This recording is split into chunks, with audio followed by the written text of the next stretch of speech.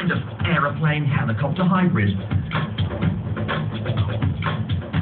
Right, well this frankly rather scary looking machine, in which Tony here is determined to give me a flying lesson, is remarkably similar to de la Sierva's original creations. And like the pure helicopters that followed, it works on the same principle of a rotating wing. A rotor blade provides lift in a similar way to the wing of a plane. But while a wing relies on the forward momentum of the aircraft to keep it in the air, the rotor blade just needs to keep rotating to generate lift. Which is why de la Sierva thought this type of aircraft would be much less likely to stall if you wanted to slow right down and drop a bomb on the enemy. This modern autogyro's 130 horsepower engine drives both the rotors above me and the pusher propeller at the back. When we reach 30 miles an hour, Tony can disengage the rotors from the engine, point the nose up, and we're away. Okay, we're in the air.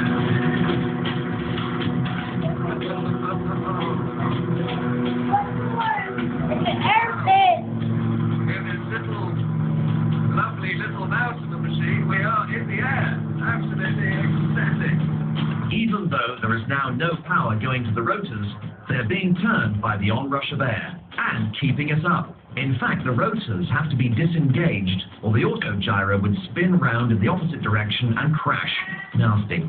Even so, it's very maneuverable, and if I did want to drop a bomb on someone, I could slow down to a walking pace without stalling. But there was a flaw in de la Sierva's plan. All his early machines crashed for an unexpected reason.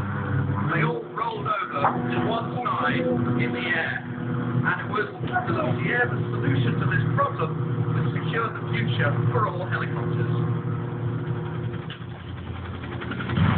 De la Sierva's early designs overlooked some basic physics, a problem that becomes more severe the faster you fly forwards. What happens is this: by moving a rotor at speed, you produce lift. As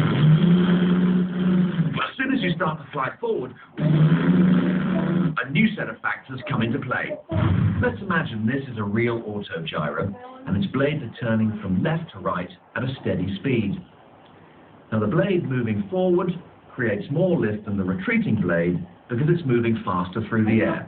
So if we take the blade next to my finger, more lift, less lift, more lift, less lift, more lift, less lift, and so on. And the faster you go, the worse it gets. Having more lift on one side than the other creates a natural tendency to roll over.